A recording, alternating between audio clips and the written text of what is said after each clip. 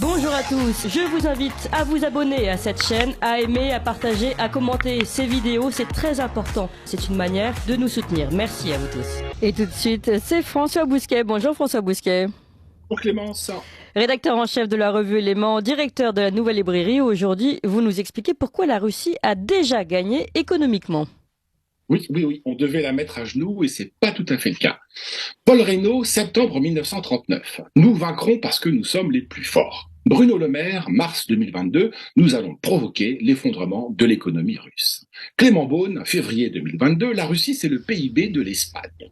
Jean-Claude Van Damme, puisqu'il faut le citer, novembre 2020, je suis grand, je suis fort, je suis beau, je suis Van Damme. Quel est le point commun entre ces déclarations? Eh bien, elles reposent toutes sur une erreur d'analyse évidente et encore des quatre, c'est sûrement celle de Jean-Claude Van Damme qui est la moins éloignée de la vérité. Lui, au moins, ne dit pas, comme le ministre de l'économie, Bruno Le Maire, « Mon intelligence est un obstacle ». Qu'il s'agisse d'inflation ou de Russie, Bruno Le Maire, c'est Madame Irma dans le cabinet du docteur Coué avec sa fameuse méthode d'auto-suggestion. Il croit que les formules incantatoires prennent à la longue une dimension auto-réalisatrice. Or, en Russie, c'est l'inverse qui s'est produit. L'économie ne s'est pas effondrée, le FMI prévoyant même pour l'an prochain, en Russie, une croissance supérieure à celle de la zone UE. C'est le paradoxe souligné par Emmanuel Todd, à savoir l'armée russe qui devait transformer en confetti les Ukrainiens au terme d'une guerre éclair rondement menée s'est enlisée dans une guerre d'usure. En revanche, l'économie russe, qui devait être anéantie par les sanctions, se redresse. Il faut écouter Emmanuel Todd, c'est l'anti-Bruno Le Maire. Il a cette intelligence déliée qu'on entretient sur les campus britanniques où il a étudié, Oxford, Cambridge, Oxbridge comme on dit en Grande-Bretagne, bien plus que dans nos grandes écoles qui restent, comme leur nom l'indique, trop scolaires. Ajoutez à cela que c'est un héritier. L'héritage, n'en déplaise à la sociologie de Pierre Bourdieu, donne de la patine jusque dans les raisonnements. Qu'on soit d'accord ou pas avec lui, Todd s'appuie sur des données objectives, niveau d'alphabétisation, espérance de vie, structure familiale, etc. Ce qui fait que les prémices de son argumentation sont justes, même si les conclusions peuvent parfois laisser à désirer sur l'immigration entre autres. Il a publié l'an dernier, au Japon, un livre d'entretien qui s'appelle « La Troisième Guerre mondiale a commencé ». Le livre s'est vendu à 100 000 exemplaires. Il y reprend les analyses de John Mearsheimer, l'un des chefs de file de la Realpolitik outre-Atlantique, aussi hostile aux faucons qu'aux colombes, qui a très tôt fait valoir que pour les Russes, l'Ukraine était une question existentielle, ce qu'elle n'est pas pour les Américains. Le conflit ne deviendra existentiel pour eux que si les Russes emportent la partie, or ils l'ont déjà économiquement emportée.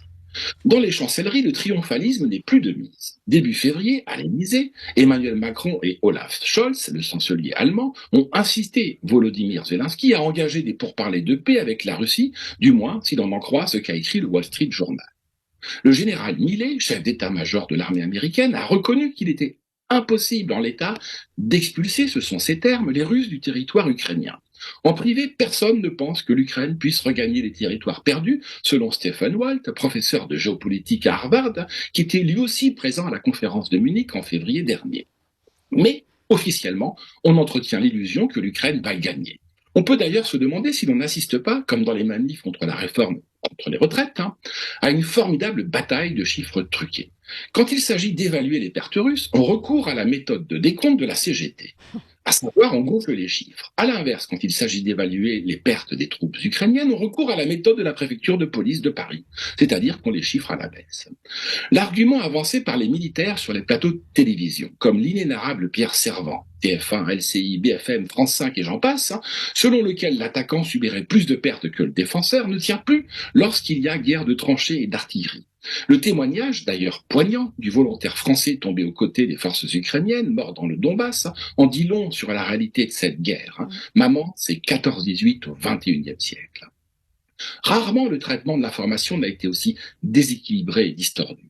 Un seul point de vue ukraino-centré, un seul homme Zelensky, un seul biais l'OTAN, sans comprendre que les sanctions économiques allaient se retourner contre nous, inflation, crise de l'énergie, privilège du dollar et cornet. Car la Russie est en train de démontrer qu'on peut survivre économiquement, sinon prospérer, en dehors de la zone dollar.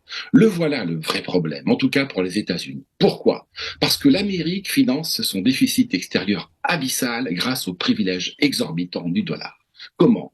Eh bien parce qu'on pourrait appeler l'impôt impérial. Notez que les empires ont toujours procédé ainsi, les peuples qu'ils dominent leur payent un tribut. Les États-Unis ont seulement ajouté une variante à cette pratique immémoriale. Ils ne tapent pas directement dans la caisse, ils nous font la politesse d'emprunter notre argent. Mais ça revient au même, puisqu'à la fin, ils ne le rembourseront jamais. La situation peut durer tant que des capitaux étrangers continueront d'acheter des bons du Trésor américain libellés en dollars, remettant continuellement à flot un pays qui n'en finit pas de s'endetter, jusqu'au jour qui viendra où les créanciers lassés demanderont à être payés en yuan ou en roubles.